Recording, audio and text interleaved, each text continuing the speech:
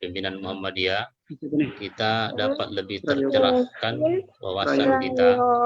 Tapi di saat kita tidak mampu untuk berkumpul, tetapi Allah memberi jalan lain untuk kita mendapatkan pencerahan yang lebih luas dengan nuansa baru dalam hal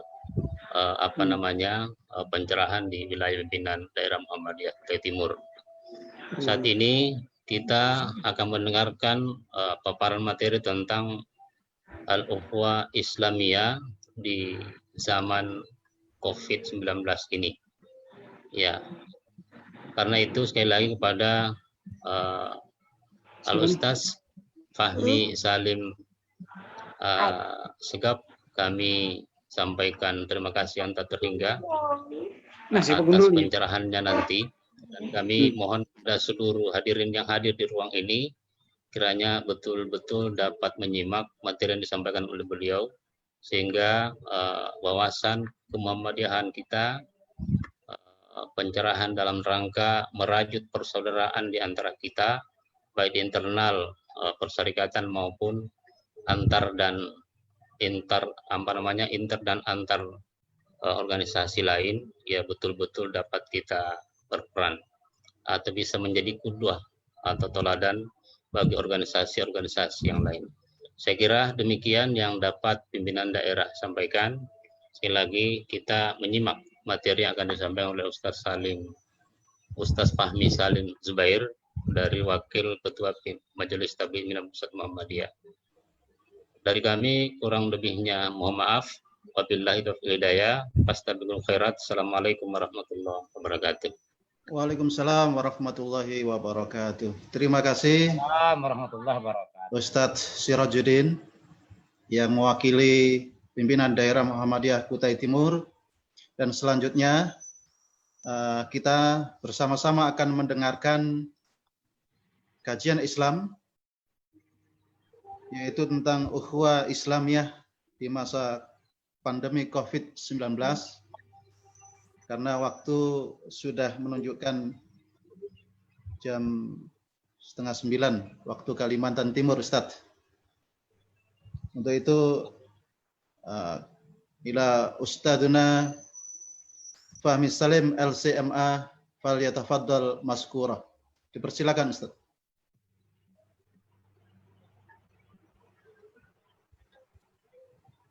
Dipersilakan, Ustadz.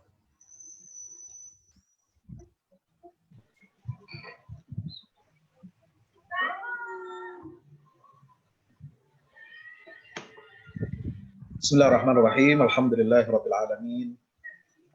Wa usalli wa usallim ala asyrafil anbiya'i wal mursalin nabiyina Muhammadin wa ala alihi wa sahbihi ajma'in. Subhanaka la ilma lana illa ma 'allamtana innaka antal alimul hakim wa qur rabbi zidni ilma. Saya mengucapkan Assalamualaikum warahmatullahi wabarakatuh. Waalaikumsalam warahmatullahi wabarakatuh. Waalaikumsalam warahmatullahi Alhamdulillah, wabarakatuh. malam hari ini kita bersyukur kehadirat Allah Subhanahu wa taala masih diberikan kepada kita semuanya nikmat iman dan Islam, nikmat ukhuwah, nikmat kita dapat beribadah, terutama kita telah menyelesaikan rangkaian ibadah puasa di bulan suci Ramadan. Maka mengapa disebut dengan rangkaian ibadah? Karena bulan Ramadan tidak hanya kita berpuasa, tetapi juga ada sekian banyak rangkaian ibadah yang kita lakukan sebagaimana yang disunnahkan oleh Rasulullah SAW untuk mendapatkan hakikat takwa atau tujuan yang digariskan oleh Allah dalam Al-Quranul Karim ketika Allah mewajibkan kita berpuasa sebulan penuh di bulan Ramadan, itu adalah la'allakum tattaqun. Maka Nabi SAW gariskan rangkaian amaliyah ibadah Ramadan, bukan hanya puasa saja. Termasuk di dalamnya ada sahur, itu juga ibadah. Termasuk di dalamnya iftar, itu juga ibadah. Di dalamnya ada imsak, maksudnya imsak di sini adalah menahan diri, menahan nafsu dari nafsu untuk makan, nafsu minum, nafsu berhubungan seksual di siang hari Ramadan. menahan diri kita dari segala macam perbuatan dosa, maksiat, baik di siang hari maupun di malam hari bulan Ramadan. Ibadah yang bersifat ijtimaiyah, bukan hanya yang bersifat rabbaniyah, yang bersifat vertikal, tetapi juga bersifat horizontal. Nabi SAW juga sangat anjurkan untuk kita banyak bersedekah, untuk berjamaah dalam sholat, terutama sholat tarawih. Dan istimewanya pada tahun ini kita jalani semua itu ya, di tengah musim pandemi global. Subhanallah. Barangkali ini pengalaman satu-satunya yang tidak pernah kita jumpai sebelumnya, maupun mudah-mudahan juga tahun depan nggak lagi. Ya, mudah-mudahan ya, kita berdoa kepada Allah Subhanahu Wa Taala. Jadi ini bisa jadi adalah pengalaman seumur hidup kita sekali. Karena saya yakin bapak-bapak, ibu-ibu, para pemirsa, jamaah, warga Muhammadiyah Kutai Timur, dan juga yang bergabung dari berbagai kota lainnya, misalnya tadi ada menyebut Bontang, ada juga yang di Samarinda, ada juga yang di Sempaja. Nah, ini hebatnya pengajian virtual ini. Ya, pengajian virtual ini tidak dibatasi oleh geografis. Kalau dulu ada alasan pengajiannya jauh, ya tidak terjangkau Pak Ustadz, ini ada cabang ranting yang tidak bisa datang, nah, kan biasanya diabsen.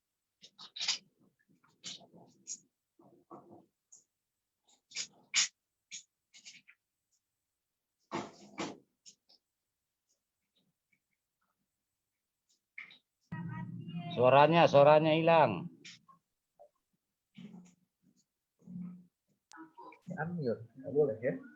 Ya, maaf tadi kepencet sama anak saya. Jadi pengajian virtual ini ini menembus batas. Mungkin dulu pengajian Muhammadiyah di Kutai Timur tidak bisa dihadiri oleh cabang-cabang dan ranting karena alasan ya sulitnya medan, jauhnya lokasi barangkali, atau ada halangan dari sisi keluarga atau agenda yang bertabrakan. Nah, sekarang ini semua bisa dicarikan solusi. Solusinya ini adalah ketika kita mengadakan kajian virtual.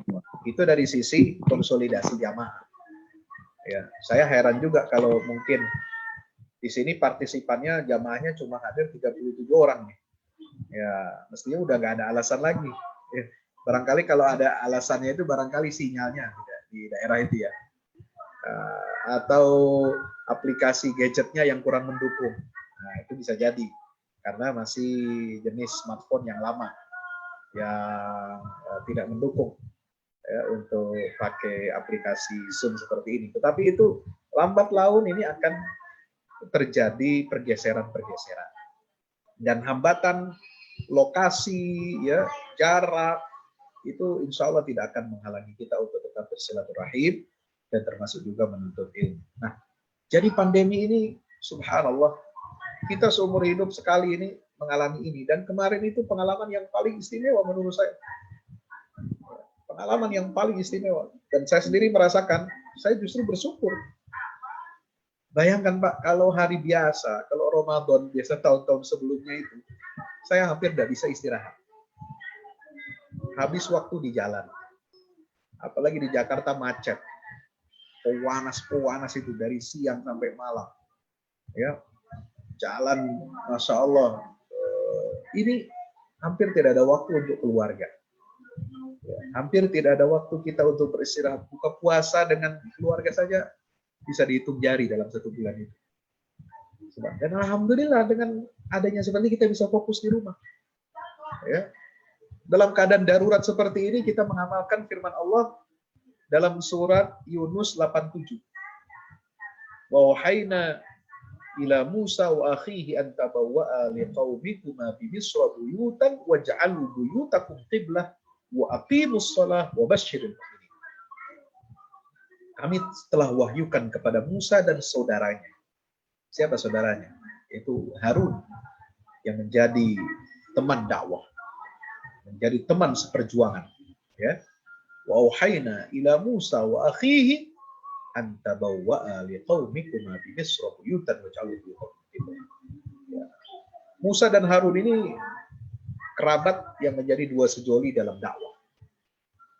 Ya, Rabbi shrah li sadri wa yassir li amri wahlul 'uqdatam min lisani yafqahu qawli waj'al li waziran min ahli Harun akhi. Ya, itu jadi Nabi Musa ini ya, berdua berdakwah itu bersama Harun. Dan beliau sendiri yang minta kepada Allah, ya Allah jadikanlah untukku ya seorang pendukung waziran min ahli Harun akhi, yang mendukung dan menopang dakwah, yang menguatkan dakwah Nabi Musa ini adalah Harun alaihi salam. Subhanallah. Apa Allah wahyukan kepada Musa dan Harun? Anta bawwa'a liqaumikuma bi Misra buyutan. Ya. Jadikanlah ya, tinggallah kamu berdua di Mesir. Anta bawwa'a, bawalah, jadikanlah ya kaummu, bangsamu, bangsa Israel itu tinggal di Mesir. Waj'alu buyutakum qiblah, dan jadikanlah rumah-rumah itu sebagai kiblat. Wa aqimus shalah, dan dirikanlah salat. Wa basyiril mu'minin, berikanlah kabar gembira bagi orang-orang yang beriman. Nah, jadi dalam keadaan darurat dulu Nabi Musa diperintahkan Allah karena Bani Israel ya, Nabi Musa itu kan masih mereka ini minoritas, tetapi mereka ini posisinya juga penting sebagai sebagai kekuatan tenaga kerja yang membangun negeri Mesir. Ya. Tapi mereka tertindas. Maka Allah Subhanahu wa taala perintahkan kepada Musa dan Harun untuk membimbing Bani Israel di Mesir itu, jadikanlah rumah-rumahmu sebagai kiblat. Wa aqimus shalah, dan dirikanlah salat. Jadi dalam keadaan darurat Allah perintahkan, jadikanlah rumah-rumahmu itu sebagai kiblat. Ya. Kiblat untuk salat, jadikan rumahmu itu masjid. Ya. Barangkali ya kita dalam kondisi normal kita semangat untuk memakmurkan masjid, tetapi kadang kita abai untuk menjadikan rumah kita ini sebagai pusat pendidikan dan juga sarana kita untuk berdakwah. Nah, kemarin kan luar biasa, terutama di daerah yang zona merah ini, subhanallah, ya setiap bapak, setiap ayah ini menjadi imam, ya sholat rawatib, sholat tarawih di rumah masing-masing. Dan inilah hikmahnya. Kapan lagi kita bisa seperti itu? Ya kan? Bisa membimbing anak-anak kita ngaji, membimbing keluarga kita bisa lebih dekat, kita menuntut ilmu, subhanallah, di bulan Ramadan. Ya, ada hikmahnya, tidak capek-capek lagi kita, panas-panas lagi keluar rumah, kita cukup tinggal di rumah, buka komputer, buka HP, kita bisa mengikuti banyak kajian-kajian. Dan kita bisa fokus ibadah di rumah, mengkhatamkan Quran, perbanyak zikir, banyak baca sholawat, ya, istighfar, dan mengisi hari-hari kita di bulan Ramadan dengan kebaikan-kebaikan yang luar biasa. Jadi ini pengalaman yang harus kita syukuri. Wajib untuk kita syukuri, subhanallah. Ya. Dan Bapak Ibu yang dirahmati Allah Subhanahu wa taala, pasti Allah memberikan musibah itu pasti ada hikmahnya. Tidak mungkin tidak ada hikmahnya. Ya. Ma asabai musibatin fa biiznillah, fa bima kasabat aydikum wa ya'fu an katsir. Ma asabai musibatin illa biiznillah. Tidaklah terjadi musibah itu kecuali dengan izin Allah Subhanahu wa taala. Dalam ayat yang lain dikatakan fa bima kasabat aydikum, itu karena ya ulah tangan kalian terjadi musibah itu. Maka musibah harus kita ubah jadi anugerah. Ya, ini bergantung persepsi kita sebagai hamba Allah Subhanahu wa taala. Musibah bagi seorang mukmin, bagi seorang muslim itu adalah menjadi ladang untuk ibadah. Ya. Sebab apa? Kata Nabi SAW, baik ketika dia senang, dalam keadaan lapang, biasa jadi sarana ibadah. Bagaimana cara beribadahnya? Dia bersyukur atas nikmat-nikmat Allah Subhanahu wa taala. Ketika dia mendapatkan kesulitan, kesempitan, musibah, dia bersabar. Itu bisa jadi bernilai ibadah kepada Allah Subhanahu wa taala. Maka itu Nabi ketika mengatakan, ya, ketika ditanya oleh Ummul Mukminin Aisyah radhiyallahu anha dalam hadis Bukhari, "Ya Rasulullah, apakah taun itu, apa sih sebenarnya taun ini? Ya, apakah dia rahmat atau dia azab?" Maka Nabi SAW menjawab, "Adzabun yusibu bihi man yasha'u min ibadihi wa rahmatun lil mu'min." Yang namanya taun, penyakit menular itu adalah azab yang dia timpakan kepada siapa yang dia kehendaki. Ya. Dan di satu sisi dia menjadi rahmat bagi orang-orang yang beriman. Nah, maka ketika kita menerima musibah, apalagi dalam bentuk taun, penyakit menular seperti ini, kita harus introspeksi. Apakah musibah pandemi ini dia azab buat kita, peringatan buat kita, atau dia menjadi rahmat untuk kita? Nah, kita silahkan nilai diri kita masing-masing. Kalau kita merasa diri kita banyak salah, banyak dosa, banyak maksiat, wajar kalau Allah timpakan musibah kepada kita. Untuk apa? Itu pun jadi kebaikan. Untuk jadi penggugur dosa-dosa kita. Kalau kita terimanya dengan penuh keimanan dan kesabaran. Kalau kita terima musibah itu dengan penuh iman, percaya bahwa semua musibah datangnya dari Allah Subhanahu wa taala, ya, bukan dari siapa-siapa, ya. Karena semua musibah atau ujian itu semua dengan izin Allah. Ya, tidak mungkin terjadi tanpa izin Allah Subhanahu wa taala. Tidak ada satu makhluk pun yang bisa membawa madarat atau manfaat, ya, tidak ada. Semua madarat dan manfaat itu adalah semua berasal dan bersumber dari Allah Subhanahu wa taala. Ini akidah seorang muslim.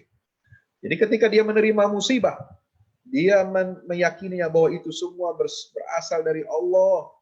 Kemudian dia ridha kepada takdir Allah. Kemudian dia bersabar atas musibah dan ujian atau penyakit yang dialaminya atau dideritanya. Maka itu menjadi rahmat bagi orang-orang yang beriman. Dan sebaliknya bagi orang-orang kafir itu menjadi azab, menjadi peringatan, teguran keras.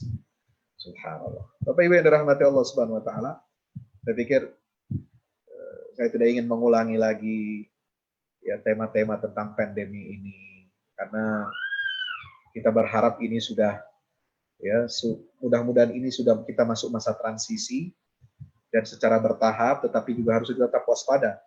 Walaupun di masa transisi, ya, PSBL meskipun dilonggarkan, tapi kita harus tetap waspada. Karena yang namanya pandemi global itu tidak akan surut atau hilang sama sekali, ya, tidak tiba-tiba surut begitu saja. Dia akan mengalami, ya, beberapa kali gelombang. Ini jaraknya sampai 2 tahun. Jadi kita harus bersiap-siap dengan kondisi. New normal itu, kenormalan baru adalah pada saat kita memahami sunnatullah. Ini kenyataan baru. Ini fakta baru yang tidak bisa kita hindarkan, tidak bisa kita elakkan. Ya. Ya. Innallaha la yughayyiru ma biqaumin hatta yughayyiru ma bi anfusihim. Perubahan itu adalah sunnatullah, termasuk kita menghadapi kenyataan new normal yang baru, kenormalan baru setelah masa pandemi ini. Dengan apa? Ya, ini menyadarkan kita tentang pentingnya kebersihan, ya, tentang pentingnya kita menjaga wudhu, tentang pentingnya kita menjaga kesehatan. Dan Islam sebenarnya mengajarkan itu semua sejak dulu, gitu. Ya, bagi umat Islam, new normal ini bukan sesuatu yang baru, dia sudah ada, inherent. Cuma kita perlu tambah imunitas kita, kehati-hatian kita, agar kita tidak menularkan atau tertularkan, ya, ditambah dengan kebiasaan pakai masker. Wudhunya tetap kita jaga, ya, kebiasaan kita mengikuti sunnah Nabi, memperbaharui wudhu harus kita tetap jaga. Ya, kebersihan kita tetap kita jaga. Ditambah protokol-protokol yang baru itu harus kita jalankan.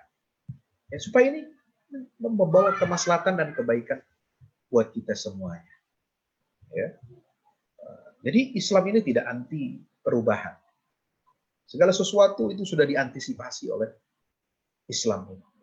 Ya. Ketika Nabi SAW ya, menyatakan bahwasanya taun ini adalah sesuatu takdir dari Allah, dia menjadi azab bagi siapa yang ditimpakan kalau dia ingkar, dia menjadi rahmat kepada siapa yang ditimpakan apabila dia beriman, ya, percaya, berserah kepada takdir Allah, kemudian dia bersabar dalam menghadapinya. Itu adalah sesuatu yang menjadi garis hidup, menjadi akidah bagi setiap hamba Allah Subhanahu wa taala.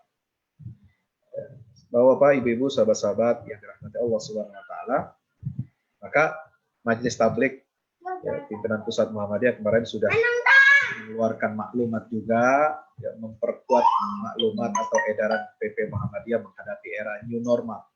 Saya pikir apa yang ditulis oleh saudara kita, ya, Ketua Majelis Tabligh Ustaz Fatur Rahman itu sebarkan ini, jangan kita jadikan euforia. Ya, era new normal ini kita sikapi dengan pertama jangan panik, tetapi juga jangan euforia. Kita harus sikapi dengan penuh tawakal, dengan tetap kehati-hatian dan kewaspadaan. Ya, dan kita terus berdoa, ya, bermunajat kepada Allah Subhanahu wa taala agar ya, pandemi ini bisa diangkat ya, seutuhnya dari negeri kita dan juga dari negeri-negeri kaum muslimin lain. Sebab ini dampaknya luar biasa. Sampai ibadah haji. Ini gak gampang. Kita mungkin menyayangkan, tetapi ada kemaslahatan yang jauh lebih besar untuk menjaga nyawa manusia. Sehingga ibadah haji ini ditangguhkan, bukan dibatalkan. Tidak ada satu kekuatan negara manapun di dunia yang bisa membatalkan kewajiban haji. Tetapi yang namanya pelaksanaan ibadah haji ini kan perlu ada manajemen. Karena ibadah haji ini bukan sholat. Kalau sholat nggak perlu makan. Ya, sholat nggak pakai minum. Sholat nggak pakai transportasi. Ya, sholat nggak pakai ongkos. Sholat nggak pakai penginapan. Tinggal kita datang ke musola terdekat, masjid terdekat kita jadi. Dan kita sudah ya nggak perlu keluar ongkos apa-apa. Tapi ibadah haji ini melibatkan seluruh ya, kekuatan, potensi negara, bahkan negara ini turun tangan. Untuk apa? Menjamin transportasi, menjamin akomodasi, menjamin konsumsi, menjamin kesehatan, ada pengelolaan keuangannya, ini harus jelas. Ibadah haji ini ibadah yang kompleks.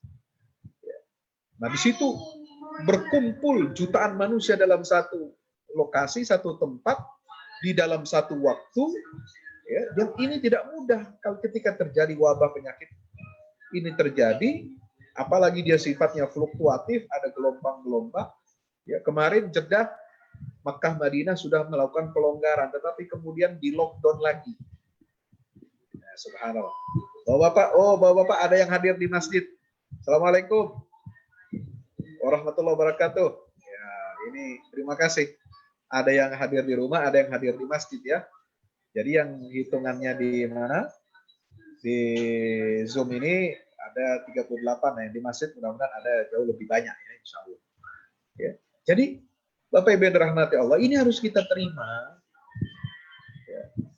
Dan itu tidak akan mengurangi pahala calon jamaah haji. Mereka niatnya sampai. Dan itu akan mereka tetap punya hak, dijaga oleh pemerintah, dijamin oleh pemerintah bahwa keberangkatan mereka akan dilakukan pada tahun berikutnya. Maka disinilah kita pentingnya ya menjaga ukhuwah di antara kita sesama kaum muslimin. Apalagi tantangan kita ini berat, Bapak Ibu sekalian rahmati Allah. Ya, kita menerima kenyataan bahwa kita selama bulan Ramadan saja tidak bisa tarawih di masjid secara berjamaah, ya, tidak bisa berkumpul. Dari sebab itu saya sudah terasa berat dirasakan oleh kita, karena kita terbiasa untuk kumpul, silaturahim. berukhuwah, ukhuwah jasadiyah, ya, ukhuwah fisik. Nah, sekarang dengan kondisi seperti ini kita dipaksa untuk ukhuwah secara bukan hanya fisik, tetapi ada social distancing, ada jarak, ada kenormalan baru, dan itu jangan kita sesali. Jangan lalu kemudian kalau kita belum bersalaman, berjabat tangan, belum berpelukan, lalu kita anggap kita ini kurang afdol, kurang nyunnah, kurang dapat pahalanya. Bukan itu. Ya. Kalau misalnya ya, edaran PP Muhammadiyah kemarin dengan semua pihak yang terlibat, baik itu dari Majelis Tarjih, kemudian tabligh, ya, koordinasi masjid dan mubalik, kemudian juga MCCC, ya, dan lain sebagainya itu terlibat untuk menyusun protokol kesehatan, panduan ibadah, itu juga jangan kita merasa kita ini lebih hebat dari guru-guru kita yang menyusun protokol itu. Itu demi kebaikan kita semua. Disinilah pentingnya kita ketika terjadi hal seperti ini ukhuwah berjamaah jam'iyah dalam Muhammadiyah ini diuji oleh Allah Subhanahu wa taala. Sebelum kita bicara ukhuwah dengan umat Islam yang lainnya, ukhuwah di internal kita ini harus solid. Jangan sampai ada warga, apalagi mubalik, apalagi pimpinan yang kemudian ya menentang. Karena keputusan ini tidak dibuat sembarangan, Bapak Ibu sekalian dirahmati Allah. Diperlukan apa? Kerelaan hati. Ya. Sami'na wa ata'na kepada pimpinan itu penting. Karena untuk menjaga kemaslahatan kebaikan kita semua. Ya. Jadi, Bapak Ibu yang dirahmati Allah Subhanahu wa taala, kita ingin sholat berjamaah, kita ingin bertatap muka dalam pengajian secara normal. Insya Allah itu bisa terjadi. Tetapi syaratnya kita harus jalani ini dulu. Ya, karena menjaga kesehatan itu sangat penting. Ya. Menjaga nyawa manusia ini sangat penting. Mungkin Bapak Ibu tidak merasa sakit. Ada yang mengatakan, apa nggak ada corona itu, buktinya saya sehat-sehat saja. Saya pergi kemana-mana, saya datangi rumah-rumah itu nggak ada yang sakit, saya nggak pernah ada yang tertular. Iya Bapak Ibu dirahmati Allah. Mungkin Bapak Ibu punya imunitas tubuh yang baik, yang bagus. Mungkin kita tidak tertular. Tetapi jangan hanya melihat kondisi COVID-19 ini hanya ada di lingkungan kita saja. Memang dari total 260 juta rakyat Indonesia ini yang mati itu berapa? 1000 sekian, berapa ribu sekarang, Pak? Ada yang tahu update-nya? Ya, 1000 sekian atau mungkin 2000 ya. Tentu jumlahnya ini tidak sebanding dengan ratusan juta rakyat Indonesia. Yang sakit mungkin yang positif atau yang ODP mungkin puluhan ribu, ratusan ribu. Dibandingkan 260, iya. Kita menganggapnya itu masih aman, tetapi jangan melihat itunya, Pak. Saudara kalau ingin tahu bagaimana ganasnya COVID-19, saudara datanglah ke rumah sakit. Minimal datang ke rumah sakit PKU Muhammadiyah yang menangani masalah COVID ini. Saudara akan melihat sendiri dengan mata kepala bagaimana susahnya para dokter, para perawat, ya, yang berada di garis terdepan untuk menangani dan merawat pasien COVID ini. Kemampuan kita tidak mencukupi, Pak. Ya, itu saja sudah kewalahan, baru ya puluhan ribu atau ratusan ribu yang positif COVID-19 di seluruh Nusantara ini. Itu aja kita udah nggak sanggup. Gimana kalau lebih dari itu, Pak? Makanya jangan kita melihat diri kita sendiri. Nah, disinilah pentingnya ukhuwah. Ukhuwah itu tidak boleh egois. Ya, ukhuwah tidak boleh egois. Ukhuwah itu melihat secara keseluruhan. Kita melihat seolah-olah kita ini dari atas. Ya. Kita mesti mengunggulkan dan mesti memprioritaskan kemaslahatan orang banyak, bukan kepentingan diri kita sendiri. Kalau diri kita sendiri mungkin kita merasa tidak sakit. Mungkin tidak sakit. Tetapi kita melihat bagaimana lingkungan, bagaimana orang-orang yang di rumah sakit, bagaimana para dokter. Ya. Berapa dokter dan perawat yang sudah mati, Bapak Ibu saudara dirahmati Allah. karena COVID-19. Ini bukan suatu hayalan, ini nyata. Kalau kita berdebat terus berbicara tentang konspirasi, ya itu babnya lain. Kita ini sedang menghadapi kenyataan, fakta bahwa ini penyakit ada, secara ilmiah ada, secara medis ada saksinya, ada faktanya, ada korbannya, bahkan dokter-dokter pun jadi korban. Maka jangan kita merasa ini, disinilah ukhuwah kita diuji, Bapak Ibu Saudara. Satu, ukhuwah di dalam internal jam'iyah kita harus kita kuatkan. Bagaimana kita sami'na wa ata'na kepada putusan pimpinan, sami'na wa ata'na kepada ulil amri yang mengatur penanganan masalah ini. Bagaimana sami'na wa ata'na kita menjaga protokol kesehatan. Ini bagian dari ukhuwah kita. Ya. Ketika kita bicara ukhuwah, pertama kita solidkan dulu di internal Muhammadiyah. Baru kita bicara ukhuwah yang lebih besar. Karena ukhuwah itu adalah bagaimana menjaga nilai-nilai persaudaraan itu dimulai dari apa? Kehidupan dulu. Kalau kehidupan kita ini, ya, menjaga kehidupan saja kita tidak bisa berukhuwah, kita cuek, kita masa bodoh, ya, terserah. Saya nggak mau ikut aturan protokol kesehatan. Saya mau sholat berjamaah nggak pakai masker. Saya kuat. Ya, jangan berpikir egois. Nah, di sini aja udah kelihatan bahwa ukhuwah kita ini rapuh. Ya. Saudara mungkin sehat, saudara mungkin punya imunitas tubuh kebetulan itu Allah kasih. Ya, maksudnya bukan kebetulan Allah kasih, maksudnya itu sudah ditakdirkan Allah. Dan saudara mendapatkan nikmat. Tapi tidak semua jamaah memiliki imunitas tubuh sebaik yang Bapak Ibu punya. Mungkin ada yang sakit, mungkin ada yang sudah tua renta. Ya. Dan kita harus inilah ukhuwah kita diuji sebenarnya. Ya. Ini satu, jauhi egoisme. Egoisme dalam beragama. Ya. Ini awal daripada ukhuwah. Kalau kita bicara ukhuwah Islam di masa pandemi, ya, kita menyadari firman Allah. Kalau kita membahas mengulang-ulang lagi surat Al-Hujurat ayat 10, saya kira sudah hatam semua, Pak.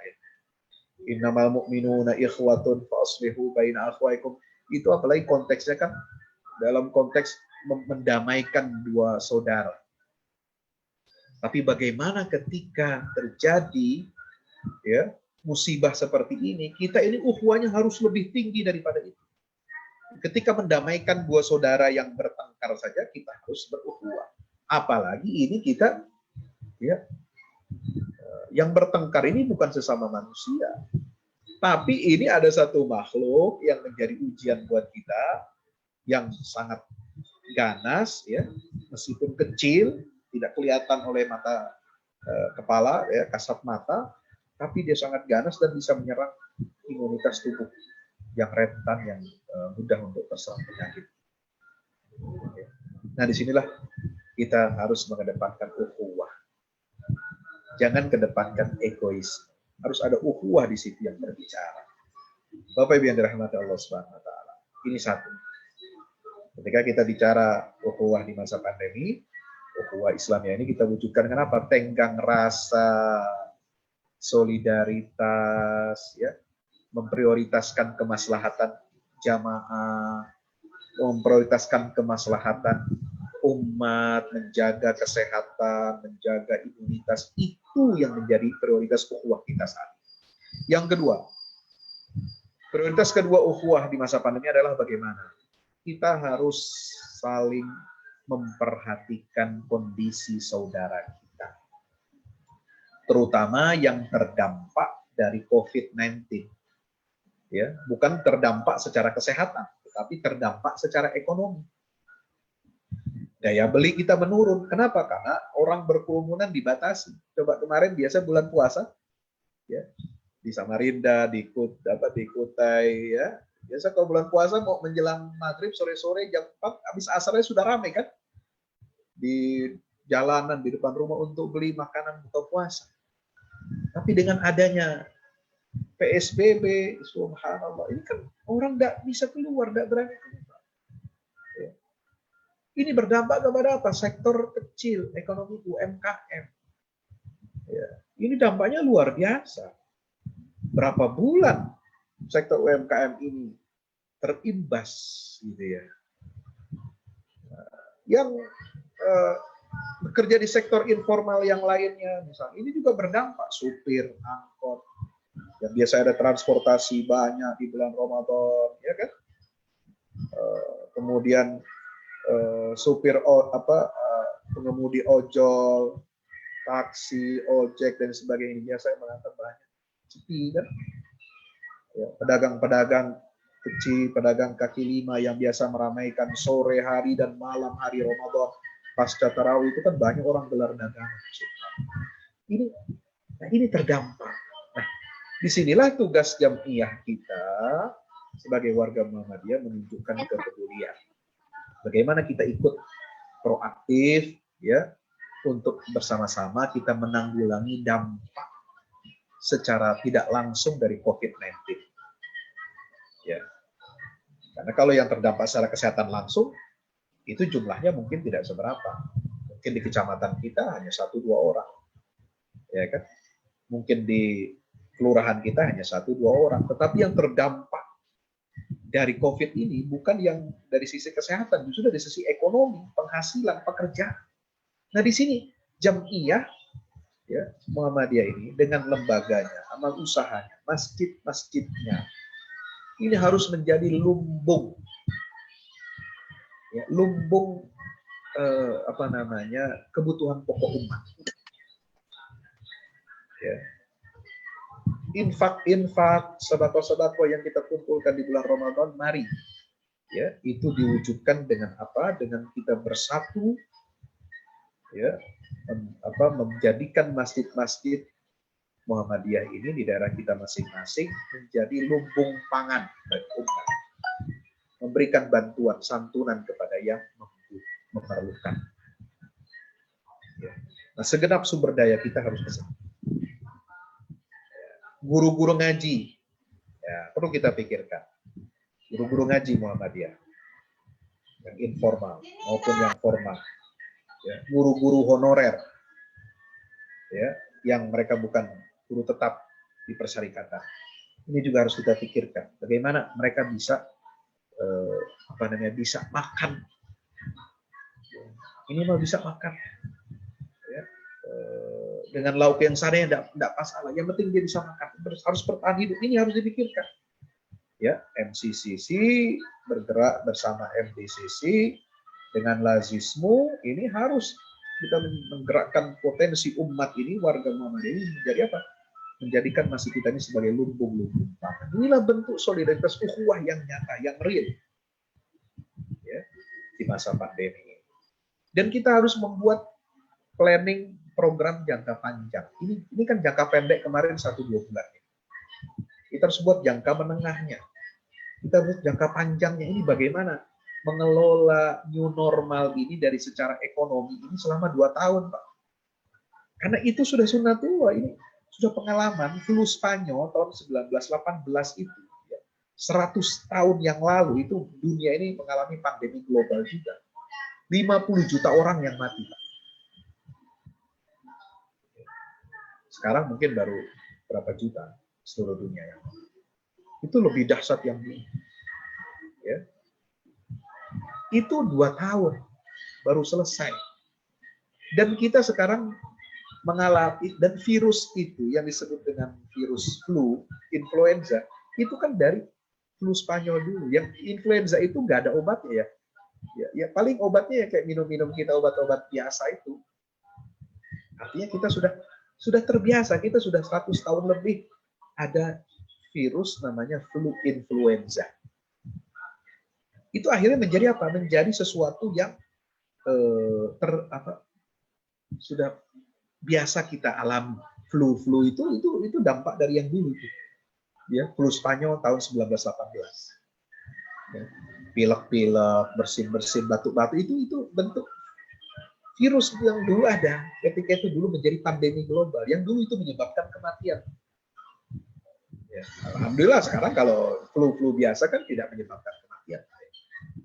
Nah, itu aslinya itu pandemi, itu penyakit menular, Pak. Subhanallah. Dan itu perlu waktu 2 tahun minimal untuk dia kemudian selesai, dan kemudian flu itu menjadi penyakit virus yang biasa. Nah, corona ini juga akan seperti itu. Dalam masa 2 tahun ini, dan setelah 2 tahun itu, nanti corona itu akan menjadi flu biasa seperti penyakit flu lainnya. Ya. Maka kita akan menghadapi kenormalan baru. Nah, disinilah pentingnya ya solidaritas, termasuk soliditas ya antara pimpinan dan warga serta jamaah simpatisan Muhammadiyah ini diuji untuk betul-betul ya mendahulukan kepentingan bersama daripada kepentingan egoisme pribadi.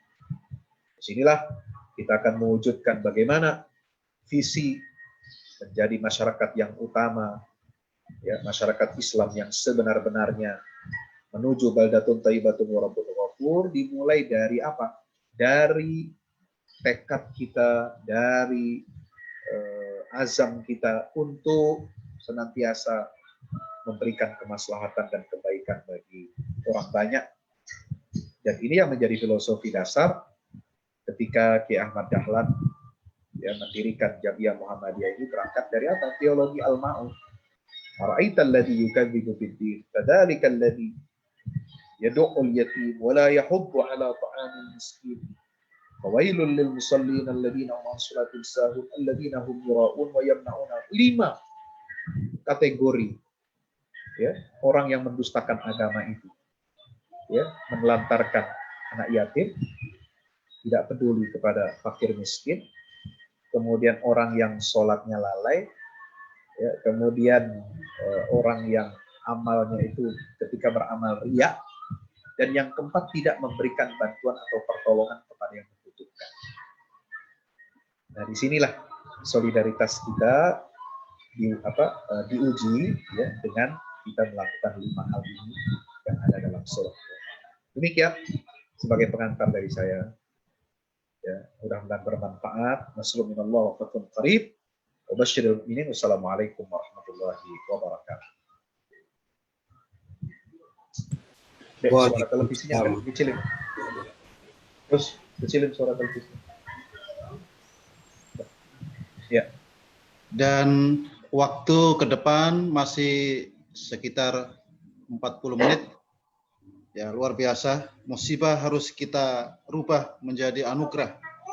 Allah berikan musibah itu pasti ada hikmahnya. Apakah penyakit COVID-19 ini azab atau rahmat? Ya, semua mudarat dan manfaat itu atas seizin Allah. Maka akan menjadi rahmat musibah ini bagi orang-orang beriman. Dan barangkali sebaliknya pandemi COVID ini bagi orang-orang kafir barangkali dirasakan sebagai azab. Kemudian ukhuwah Islamiyah. Ya, sebelum kita bicara ukhuwah Islamiyah yang lebih luas, maka menurut beliau terlebih dahulu ukhuwah internal kita perbaiki. Ya, diantaranya adalah sami'na wa ata'na, pimpinan pusat Muhammadiyah. Di antaranya yaitu mengikuti protokol kesehatan itu termasuk daripada ukhuwah Islamiyah. Barangkali masih ada waktu sekitar 40 sampai 50 menit ke depan.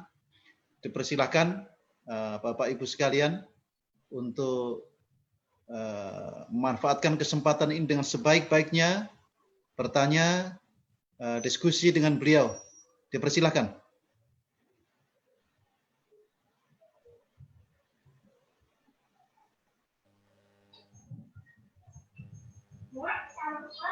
Dipersilakan. Iya. Boleh saya mulai? Silakan Ustaz. Ya, silakan. Subhan. Iya, terima kasih. Assalamualaikum warahmatullahi wabarakatuh. Waalaikumsalam. Pertama-tama saya ucapkan terima kasih kepada Ustadz Fahmi Salim yang sudah meluangkan waktu untuk bisa bersilaturahim dengan kami yang ada di daerah ini. Perlu kami sampaikan, Ustadz, ini sebenarnya bukan, kalau di Zoom itu memang rata-rata segitu, tapi kita juga ada live Facebook. Minggu lalu kita pengajian yang live Facebooknya diikuti 800 lebih sebenarnya. Kenapa bisa begitu? Karena memang kondisi kami itu, Kutai Timur itu luasnya itu sama dengan Jawa Barat. Hanya satu kabupaten saja. Penduduknya hanya 400.000 saja. Jadi begitu luasnya wilayah. Sehingga jangkauannya sangat terbatas sekali kalau hanya mengandalkan spot-spot itu hanya di kota aja yang bisa ini. Selebihnya di kecamatan-kecamatan, padahal warga kami di Sangkulirang itu kecamatan paling lama di Kutai Timur, mungkin nggak bisa mengakses ini karena terbatas. Kutai Timur ini ibu kotanya apa? Tenggarong. Sangatta. Oh, Sangatta. Kalau Tenggarong itu apa? Itu Kutai Indok namanya. Kutai Kartanegara. Ya, Kutai Kartanegara sebelum Kutai Indok. Ini kita pecahannya, kita merdeka dari ini. Kita merdeka dari Kutai Kartanegara. Jadi Kutai Kartanegara itu pecah, ada Kutai Barat, ada Kutai Timur, ada Mahulu. Kalau Kutai Barat apa namanya ini kotanya? Ibu kotanya Barong Tongkok. Oh, Barong Tongkok di Sangatta ya. Oh, ini Sangatta. Saya kalau Samarinda sudah beberapa kali. Ya, itu ada sampai ke Kutai Kartanegara juga. Ya, betul. Baik, Ustaz, berkaitan dengan tema kita membahas tentang ukhuwah. Tadi kenapa ini kita angkat kembali? Memang ada satu problem atau persoalan saat ini di mana kita persoalan ukhuwah ini sangat pelik sekali. Kenapa saya sebut sangat pelik? Karena memang di kalangan umat Islam sendiri betapa susahnya membangun nilai ukhuwah ini. Satu contoh misalnya, baru ini yang saya cukup mungkin agak bangga ya, ketika ada pembahasan RUU undang-undang yang berkaitan dengan masalah Pancasila. Nah, ini baru saya melihat semangatnya sama, NU sama, Muhammadiyah sama, ya. Kemudian ada Majelis Ulama sama. Akhirnya pemerintah dalam hal ini ya takut juga, ya. Kemudian partai pemenang pemilu terbesar ini juga akhirnya buru-buru mencabut yang tadinya menghilangkan Pancasila, sila pertama itu disempitkan kayak gitu. Nah, jadi kita mengetahui ya ada banyak organisasi di Indonesia ini, yang terbesar itu adalah Muhammadiyah, NU lah gitu ya. Tapi persoalan ukhuwah ini sampai hari ini kita belum selesai. Dulu kita pernah ada diskusi panjang tentang reorientasi Muhammadiyah, NU, artinya bagaimana kita membangun ukhuwah di zaman ketua PBNU-nya almarhum Kiai Haji Hasyim Muzadi, kemudian dulu Pak Din Syamsuddin. Kita sempat bagus sekali, tapi belakangan karena berbagai kepentingan politik kembali juga ya hanya begitu-begitu saja. Itu baru yang organisasi besar. Belum lagi organisasi yang kecil. Nah, kira-kira problemnya itu ada yang mengatakan kita ini cenderung sebenarnya diadu domba. Dan kadang-kadang persoalan-persoalan yang furu kita kedepankan. Jadi kita tidak mengedepankan persoalan-persoalan yang inti. Ya. Jadi kita lebih suka hal-hal yang kecil yang tidak substantif. Karena itu ada dalam kajian-kajian, kalau salah kajiannya tafsir Al-Quran ya. Ya, sekarang ngambil program doktornya di Al-Azhar. Kalau di dalam kajian tafsir itu kan ada sekarang namanya metode al-maudhu'i ya, tematik gitu ya. Ya, seperti yang dilakukan oleh misalnya Quraish Shihab misalnya. Nah, sebenarnya persaudaraan itu juga disentil oleh Al-Quran banyak sekali. Tadi dikutip misalnya kalimat al-ikhwah, persaudaraan. Al-mu'minuna ikhwatun fa aslihu baina akhwaikum wattaqullaha la'allakum turhamun. Itu kan jelas sekali artinya kan bahwa memang Islam sebagai agama yang substantif itu sangat menekankan sekali yang namanya persaudaraan. Persaudaraan yang hakiki. Sehingga kalau kita mau membagi kan persaudaraan itu kan ada tiga macam setidaknya. Ada yang disebut dengan ukhuwah Islamiyah. Ini pembagian ulama aja sih ya. Ini tidak baku. Yang disebut dengan persaudaraan sama umat Islam, kita tidak melihat organisasinya. Ada juga yang disebut dengan ukhuwah wataniyah. Jadi persaudaraan yang didasari atas kita sama-sama didasari kebangsaan. Jadi kita ini bangsa Indonesia, mau apa sukunya, mau apa agamanya, mau apa orangnya, kita tidak pandang bulu. Atau ada juga istilah ada ukhuwah basariyah.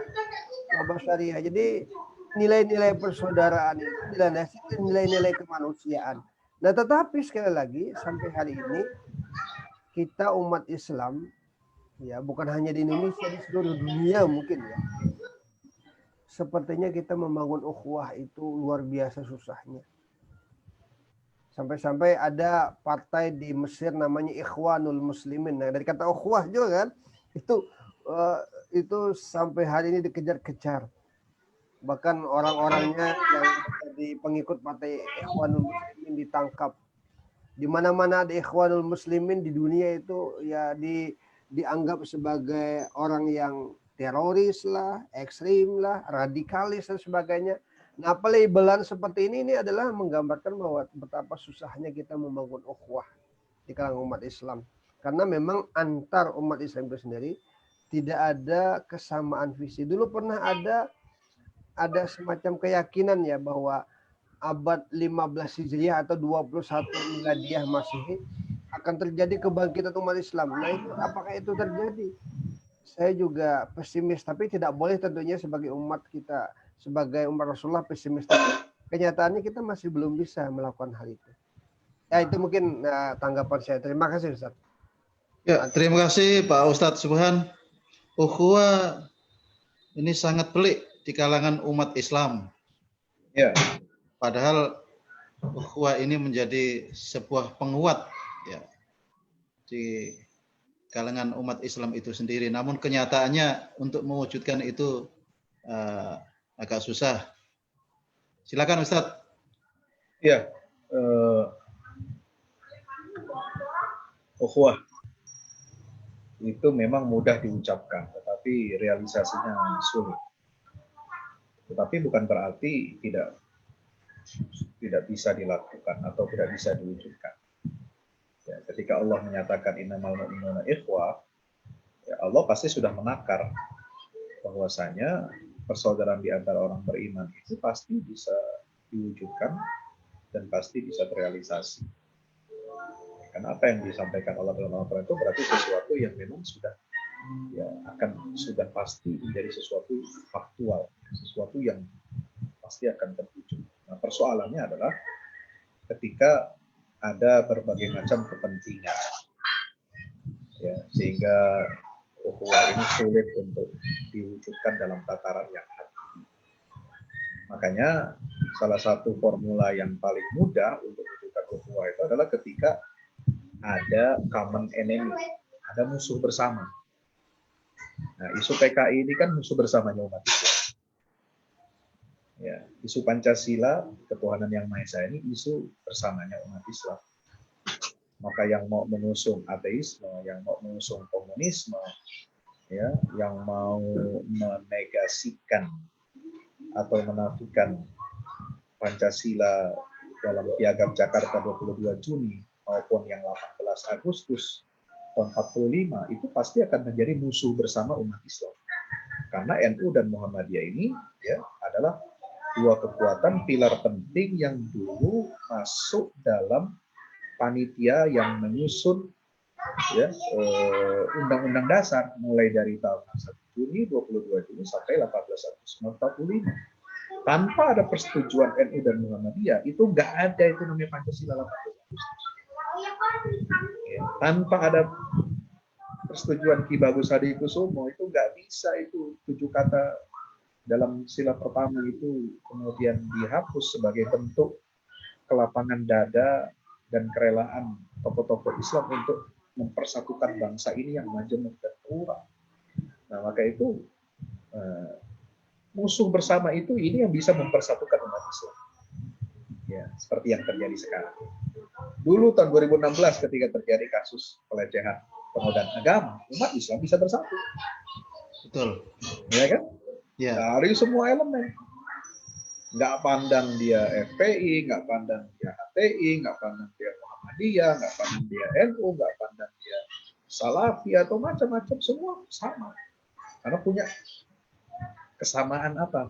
Ya, kehormatannya dinodai, kesucian agamanya diinjak-injak. Nah, itu namanya common enemy, ini bisa menyatukan seluruh umat Islam. Jadi memang untuk mempersatukan umat ini nampaknya di Indonesia perlu ada musuh bersama.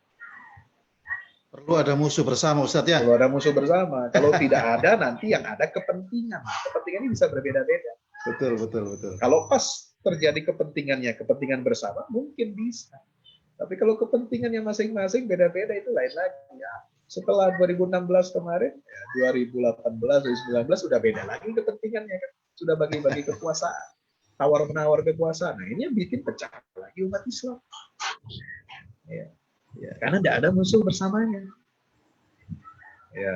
Nah, Bapak Ibu dirahmati Allah, maka itu kita harus mengubah musibah itu jadi anugerah. Ya, seperti ini. Ada yang mengusulkan RUU HIP, ini kan musibah, tapi dia jadi anugerah, bisa menyatukan umat. Menjadi bersatu, Ustadz ya. Jadi bersatu. Ada musibah namanya Ahok. Ya, kita bersyukur, justru itu mempersatukan umat. Kalau nggak begini, tidak bersatu. Ya. Baik Ustadz, mudah-mudahan. Nah, di Pancasila itu semua ukhuwah itu ada. Ukhuwah imaniyah sila 1. Ukhuwah insaniyah sila kedua. Ukhuwah watoniyah sila ketiga, persatuan. Bayangkan, coba. Tiga-tiganya ada di Pancasila yang Islami. Saya menyebutnya Pancasila yang Islami. Pancasila yang dihasilkan dari Piagam Jakarta dan 22 Juni dan tanggal 18 Agustus. Itu Pancasila yang Islami. Nggak boleh ada satu pihak manapun yang mencederai, apalagi mau merubah konsep Pancasila ini, memeras yang menjadi Pancasila, karena itu bertentangan dengan aspirasi mayoritas umat Islam yang ikut mendirikan republik ini. Ini harga mati. Kita sudah berdarah-darah mempertahankan Pancasila. Kita sudah berdarah-darah mempertahankan NKRI. Jangan lalu dirusak atau dinodai usaha umat Islam ini dengan pengkhianatan, dengan cara bagaimana menelikung konstitusi kita. Ya, dasar negara Pancasila ini sudah disepakati bersama dengan para tokoh-tokoh bangsa, ya, kaum nasionalis Islam, ya, ada perwakilan dari Muhammadiyah dan NU, semua di situ hadir. Ini nggak boleh dikhianati. Yang punya Pancasila itu bukan hanya satu orang, Soekarno saja. Pancasila itu milik seluruh bangsa Indonesia dan hasil daripada pikiran seluruh bapak-bapak bangsa. Bapak bangsa bukan cuma Soekarno aja, bos. Ya. Soekarno dan Hatta itu kebetulan yang dua orang ini yang dipercaya, diserahkan untuk menandatangani teks proklamasi. Jadi jangan salah. Proklamator iya, dia dipercaya, diamanahkan untuk menandatangani saja atas nama mewakili bangsa Indonesia. Tapi dia bukan satu-satunya bapak bangsa. Bapak bangsa kita ini banyak. Termasuk Ki Bagus Sadikusumo, bapak bangsa yang mendirikan bangsa ini. Prof. Kahar Muzakir itu bapak bangsa. Dia ikut melahirkan Pancasila. Ada Muhammad Yamin, ada siapa lagi yang lain itu? Ada dari NU K. Wahid Hasim, itu bapak bangsa itu. Jadi jangan dikerdilkan seolah bangsa ini hanya pada satu tokoh saja. Ini sentralisasi, ya, figur yang berbahaya bagi perjalanan bangsa kita. Ini mengkhianati sejarah perjuangan bangsa kita. Muhammadiyah nggak bisa terima, NU nggak bisa terima. Indonesia ini jangan dikecilkan hanya pada sosok Soekarno saja. Itu namanya mengkhianati perjuangan seluruh bangsa Indonesia. Bahkan jauh sebelum NKRI ini lahir, Republik Indonesia lahir, perjuangan, ya, sultan-sultan, raja Islam di seluruh Nusantara ini mau dikemanakan? Mau dihapus? Mau dihilangkan? Dikebiri? Hanya ditonjolkan Pancasila versi Soekarno saja? Tidak bisa dong. Kita harus fair, kita harus adil. Ini bangsa besar, bukan hanya bertumpu pada ketokohan satu orang saja. Kalau tidak ada kerelaan, dari umat Islam, dari bapak-bapak bangsa yang beragama Islam, yang berideologi Islam, tidak lahir itu Pancasila 18 Agustus. Tidak lahir ini Republik Indonesia. Bahkan NKRI pun tidak ada sebab yang menelurkan konsep NKRI itu tahun 50 itu siapa? Bapak bangsa yang namanya Muhammad Nasir. Ya, Perdana Menteri waktu itu. Ya, yang menelurkan konsep musi integral. Tadinya kan ini Republik Indonesia Serikat, ada negara Sunda, negara Jawa, negara Madura, negara Sumatera, negara Aceh. Ada berkeping-keping kita, lalu disatukan oleh tokoh Islam. Musi integral tanggal 3 April tahun 1950. Jadi 17 Agustus 1950 itu adalah proklamasi kelahiran NKRI. Kalau proklamasi Republik Indonesia, bangsa Indonesia dilahirkan tanggal 1745. Tapi NKRI itu baru ada tanggal 17 Agustus 1950. Dari mana? Musi integralnya Pak Nasir. Tanggal 3 April 1950. Jadi Bapak bangsa ini harus semua dihargai. Jangan dicederai. Jangan kemudian mentang-mentang sok berkuasa, ya, partainya terbesar. Padahal itu kan yang milih juga umat Islam juga. Janganlah mau main menang sendiri. Jadi itu ada aspirasi Islam. Di sini saya melihat, saya membaca, mohon maaf ini saya agak panjang jawab masalah ini. Ini saya melihat, ini partai-partai ini ditelikung. Ada penumpang-penumpang gelap, kekuatan sekuler yang anti-Islam dan kekuatan komunis yang menumpang ya di partai yang pemenang pemilu ini, lalu menggunakan ini sebagai kendaraan untuk memuluskan agendanya. Nah, umat Islam harus cerdas loh. Masa yang kayak gini-gini dipilih terus dalam tiap pemilu, saya bingung. Yang sudah berulang kali menyakiti, mencederai umat Islam. Nah, termasuk Muhammadiyah harus cerdas warga menyalurkan aspirasi politik. Ya bukan berarti saya ingin menyeret praktis tidak, tapi ini kan hak setiap warga Muhammadiyah dijamin oleh konstitusi undang-undang supaya mencerdaskan kehidupan bangsa, ya, meluruskan kiblat bangsa ini nggak bisa kita dengan teriak-teriak sendiri, tapi harus ada kekuatan partai. Partai yang kita pilih itu yang akan menentukan. Demikian, Pak. Baik, Ustadz. Semoga munculnya RUU HIP ini menjadi rahmat, yaitu persatunya umat Islam di Indonesia. Silakan, Bapak Ibu sekalian, masih ada waktu. Dipersilakan.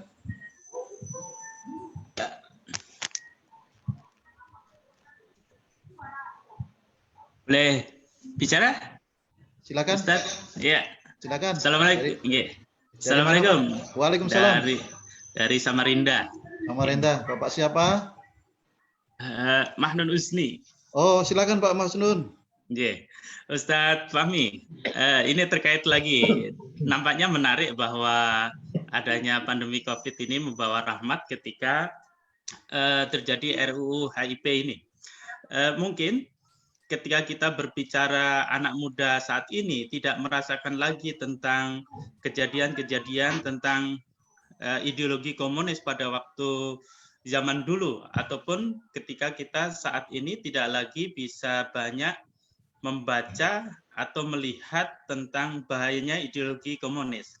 Pertanyaan kami adalah bagaimana kita menumbuhkan hiroh, semangat pada anak-anak muda di kalangan Muslim untuk senantiasa mewaspadai gerakan komunis ini sebagai ideologi yang bertarung juga dengan ideologi Islam. Mungkin demikian. Assalamualaikum warahmatullahi wabarakatuh. Waalaikumsalam warahmatullahi wabarakatuh. Silakan Ustadz. Ya, anak-anak muda sekarang sudah mulai tidak mengenal lagi bahaya komunis. Nah, bagaimana untuk menumbuh ghiroh supaya mereka tahu bahaya komunis? Saya juga sebenarnya Pak kan tidak mengalami. Ya, tidak mengalami tahun 65. Tapi saya kan paham. Ya, karena waktu itu sistem pendidikan kita dan lingkungan kita itu masih dan keluarga kita itu kental mengajarkan ya soal agama ini bukan hanya rukun iman, rukun Islam, tetapi juga sejarah. Makanya sejarah itu dalam pendidikan Islami sangat penting. Coba lihat dalam Al-Quran. Quran itu 2/3 isinya sejarah. Supaya kita tidak tersesat. Supaya kita belajar dari sabilul mu'minin, dari jalannya orang-orang beriman, mana yang lurus, dan belajar supaya tidak mengulangi kesalahan sabilul mujrimin, jalannya orang-orang pendurhaka. Nah, pendidikan Islam, kita bukan hanya mengajarkan anak-anak kita soal rukun iman, rukun Islam saja. Bab toharoh, sholat, ya, puasa, zakat, dan lain sebagainya. Tapi juga harus ada pelajaran sejarah. Nah, di Muhammadiyah, pertanyaannya, sekolah-sekolah kita dari tingkat dasar sampai perguruan tinggi, perhatiannya kepada sejarah ada tidak? Karya-karya Buya Hamka yang menulis tentang sejarah, dipelajari atau tidak? Sejarah umat Islam, karya Buya Hamka itu penting dipelajari oleh seluruh warga Muhammadiyah, termasuk siswa-siswa yang belajar di sekolah-sekolah atau perguruan tinggi Muhammadiyah. Sebab ulama dulu tidak bisa disebut sebagai ulama, tidak diakui kepakaran keilmuan kalau dia tidak menulis tentang sejarah. Selain ilmu yang dia kuasai apa? Dia kuasai ilmu hadis, dia kuasai ilmu tafsir, dia kuasai ilmu fikih. Tetapi hampir semua ulama disiplin-disiplin itu semua juga menulis tentang sejarah. Ibnu Katsir menulis tentang sejarah, padahal dia ahli tafsir. Imam Tabari ahli tafsir, tapi dia menulis tentang sejarah. Ya, ahli hadis Ibnu Hajar dia menulis tentang sejarah. Ahli fikih siapa? Menulis juga tentang sejarah. Ya, sejarah ini wajib hukumnya kita pelajari. Nah, termasuk sejarah perjuangan bangsa kita dan sejarah bagaimana perjuangan umat Islam menegakkan republik ini dan menghalau ideologi-ideologi yang bertentangan dengan Islam dan Pancasila. Saya sebutnya bertentangan dengan Islam dan Pancasila. Ini penting. Ya, karena yang bertentangan dengan Islam Pancasila ini berarti mencakup, kita sudah mencakup keislaman dan kebangsaan itu menjadi satu. Ya. Ya, komunisme itu sudah lengkap bertentangan dengan Islam dan bertentangan dengan Pancasila. Liberalisme, ya, kapitalisme itu bertentangan dengan Islam dan sekaligus juga Pancasila. Karena Pancasila itu perwujudan nilai-nilai Islam juga. Nah, kita harus belajar. Jadi, saya ini kan usia 40 tahun. Ya, lahir tahun 80, tidak mengalami peristiwa 65 kan. Tapi saya di dalam keluarga saya itu ditanamkan. Ya, bapak saya orang Muhammadiyah, ya, Masumi, Tulen, ya, ibu saya juga begitu, ya, sekolah di Mu'alimat, ya, guru-gurunya semua orang Masumi. Itu dikasih tahu, ini guru-guru saya, guru-guru bapakmu, ibumu ini dulu begini, berjuang melawan Belanda dan juga melawan PKI. Dia selalu ditanamkan. Ya. Jadi dari dalam rumah tangga harus kita tanamkan ini, Pak. Jadi hati-hati anak-anak kita sekarang harus melek sejarah bangsa kita, sejarah umat Islam penting supaya anak kita, anak-anak cucu kita nanti meneruskan, ya, meneruskan perjuangan kita ini yang sudah sepuh, ya. Jadi walaupun kita tidak mengalami itu sebenarnya, tapi kita betul-betul mengatakan, betul-betul seolah-olah mengalami. Kenapa? Karena diteteskan, diturunkan ke bawah. Nah, belum lagi kan ada film tiap tahun pemerintah memutar film G30 PKI. Nah, itu nambah lagi. Walaupun saya dulu masih kecil takut itu nonton film itu, kan horor kan, dengar suaranya saja, musiknya aja udah ketakutan gitu. Jadi, kalau malam 30 September itu saya tuh nggak berani nonton itu karena pengen cepet tidur biar nggak dengar suara musik-musik itu. Ya, karena biasa di rumah juga diputar, karena dilihat nonton TVRI. Nah, kita dengar suaranya aja udah ketakutan gitu. Jadi ini yang harus kita tanamkan kepada cucu dan generasi kita. Demikian, Bapak. Ya. Terima kasih, Ustadz. Masih ada waktu, silakan. Ada dari Bontang, silakan. Dari Kukar atau dari Balikpapan, silakan.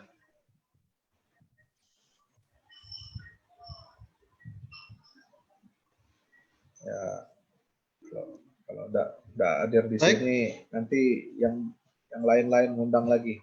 Ya, Dari Bontang, dari mana-mana ya. ini waktu sudah menunjukkan jam 9:30. Kalau tidak ada lagi yang bertanya, saya kira ini adalah kajian yang luar biasa pada malam hari ini, sehingga menyadarkan kita betapa pentingnya membangun ukhuwah Islamiyah. Kita umat Islam adalah mayoritas, namun kenyataannya masih belum bisa bersatu, masih mengedepankan kepentingan. Bahkan partai Islam pun di Indonesia ini belum bisa menjadi partai yang mayoritas ya. Masih mereka punya kepentingan masing-masing yang lebih besar. Sehingga mudah-mudahan dengan ada musibah-musibah yang muncul ya, pandemi COVID-19 ini menjadikan ghirah untuk bersama-sama membangun ukhuwah Islamiyah lebih semangat lagi, dan lebih-lebih saat ini muncul RUU haluan ideologi Pancasila, ini menjadikan lebih kuat lagi semangatnya, ghirahnya untuk semakin bersatu, sehingga Islam di Indonesia akan menjadi kekuatan yang luar biasa, bukan hanya di Indonesia namun juga menjadi contoh di Islam di dunia. Saya kira itu kami Majelis Tabligh Pimpinan Daerah Muhammadiyah mengucapkan terima kasih banyak atas partisipasi Bapak Ibu sekalian dalam mengikuti kajian Islam pada kesempatan malam hari ini. Mudah-mudahan pada pertemuan yang akan datang kita masih bisa ikut bersama-sama dengan narasumber yang lebih baik, tidak kalah. Ya, saya kira ini, dan saya pribadi selaku pembawa acara tidak ada salah dalam yang sebesar-besarnya. Marilah kita tutup dengan baca hamdalah bersama-sama. Alhamdulillahirabbil alamin. Amin. Assalamualaikum warahmatullahi wabarakatuh. Waalaikumsalam warahmatullahi wabarakatuh. Ya, terima kasih, Pak. Lain-lain. Mohon izin.